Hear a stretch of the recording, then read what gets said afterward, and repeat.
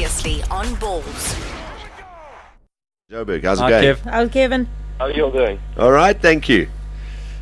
Out in Florida, why are you in a hotel?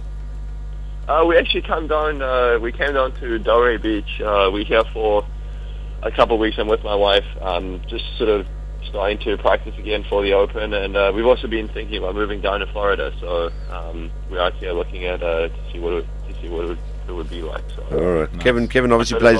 You play a bit of golf, obviously. Hey, I mean, is that a motivating factor? We brought down our clubs. We're gonna try it.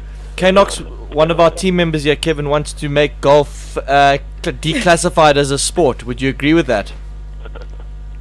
No, I can't say that. I mean, it's different. It's a different set of skills required, but I think it's a pretty tough set as well. Okay, thanks. Just clearing that up. Well, thanks for chatting to us this afternoon, and obviously commiserations for the Wimbledon experience. Obviously, you've had a bit of time to sort of take in what happened and what went down. What are your thoughts after this year's efforts? Yeah, I think definitely quite disappointed. I think the grass court season is always a little tricky. That's only played over a short amount of weeks. I only played 2 tournaments this year, and I felt I was playing better grass court tennis definitely from last year. You look back and first round showing at Wimbledon definitely isn't what I want to accomplish. So it's frustrating that part again.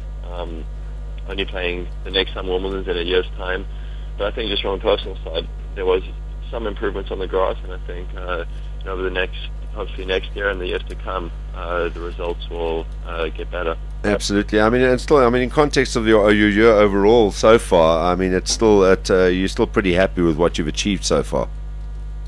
I think looking at the year, I think it's been pretty solid. It hasn't been sort of the standout just yet that I'm wanting to have, especially to sort of get my ranking up. My ranking stayed much the same, which is okay. I think I'm going into the time of year that I really like.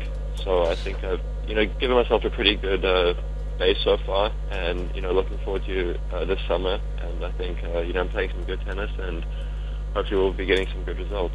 We had a chat to, we've spoken about just about every South African tennis legend of the last 30 years during the course of the last week, Kevin Curran, Johan Crick, and we chatted to Wayne Ferreira the other day. He says he does touch base with you now and again, and he's very confident and positive about the way forward for you, Kevin, and thinks that, from a South African point of view, when we look at our next top tenor, you're definitely it. Yeah, wow, yeah. I mean, that's obviously, very nice to hear. I think the more time I spend out on the tour, I really believe that I definitely have that ability in me. It's tough at the same time. There's only 10 spots. It means only 10 people can be there, and I think men's tennis right now is very strong, and there's a lot of people all vying for those same spots. But I think it's important to recognize that, and then sort of let it go a little bit and just focus one day at a time, one tournament at a time.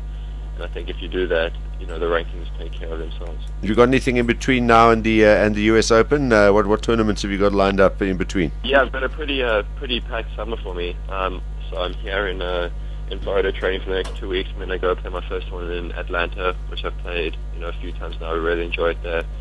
Then I have a week off. I'm actually flying to California to play some more team tennis there, and then from that it's every week just about. I go to Washington D.C. for the 500 there. Then there's a 2 Master Series in Toronto, and then Cincinnati. There's one more 250 in Winston-Salem in North Carolina, and that leads up to US Open, which is at the end of August. Wow, busy schedule between now and then. Kev, I just wanted to apologize for waking you up the other morning at 4 o'clock. It's John speaking, and thank you very much for being so polite to me on the phone. It really, thanks very much, Kev. No worries. I was actually up, so it wasn't a big deal. You've got to be careful of John. He did cost Wayne Ferreira possibly an Australian Open by doing the same thing to him on semi-final day. So be very, very careful. I think you remember you telling me that. Yeah, just store his number in your phone and all your phones at all times. So Thank you, Kev. Kev, just as far as Wimbledon goes, obviously still keeping tabs on what's going on there, and it hasn't been a procession of top seeds. I mean, we've seen some big names going already. How do you see this whole thing panning out? Murray's still in. By all miracles, some people say, but there's still a Briton involved in this thing, and the ladies' singles also been turned upside down a little bit. Yeah, I think on the men's side, which I think is very interesting. I think at this stage, it's almost to be expected. You've got at least three of the guys there, with the number 5 player taking the Dell spot. So. Again, goes to show of just, even though, men's tennis, the depth is there, you have quite a few players making, 4th round. There's a couple of quarters by Kohlschreiber and Mayo, which I thought were good results. Brian Baker made an amazing run to the round of 16. Biggest shock is just Nadal not being in the semis, but from that, it just says how, tennis is really being dominated, especially at the slams at this level by the likes of Djokovic and Federer, Murray not to the same extent, but Nadal as well. So it opens it up. I think it'll be very interesting to see, who goes through. I think Federer is feeling like this might be a very, very good chance for him to, win another slam. It's been a couple of years now. Who's your winner? Pick one now. I'm going to go with Federer. I think. There we go. Nice. Order on you. There we go. We all agree with you, I think. Yeah. Not all. Okay, Kate doesn't, but we're glad you said that. He knows what he's talking about. I think if he can get through Djokovic, I think he'll be. You see, Yeah. that's a big if, though. Yeah. It's fascinating to watch, though. All right, well, Kev, thanks very much for chatting to us. It's Rob Koenig's birthday today, by the way, if you didn't know, so maybe you should just tweet him or send him a message. I'll do that. Happy birthday. Awesome stuff. Thanks a lot, Kev. Nice chatting Bye, to you. Kevin. All the best Thank for the you. rest of your campaign and US Open. Okay. Cheers, man. Bye-bye. Kevin Anderson in Florida. Geez, got a busy schedule, considering that US Open's not less than 2 months away. There's a lot of tennis in between now and then. So he's looking at settling down there. Yeah, settling down. Where was Wayne Ferreira? Wayne is in San Francisco. San Fran. It's complete opposite end of the States. Yeah. All right. But I suppose, he has to do quite a bit of training because you're moving from grass onto hard court, which means you've got to adapt, and that probably takes a bit of getting used to. Do I spot a little bit of a tennis aficionado, Mr. Hill? I did tell you this before, Mr. Scott. I dabbled. We the best on 3. 1, 2, 3. We the best.